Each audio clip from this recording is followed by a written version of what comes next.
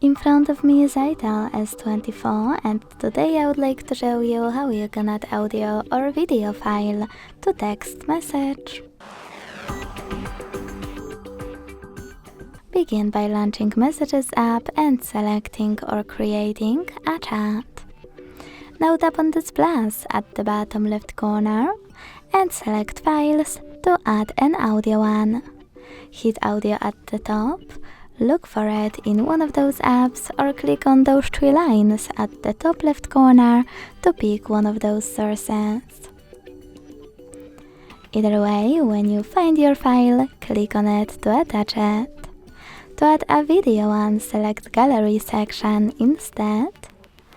Tap on your video. And if you can't find it here, select Folders to click on it over here. Thanks so much for watching. If you enjoyed this video, leave a like, comment and subscribe. Bye!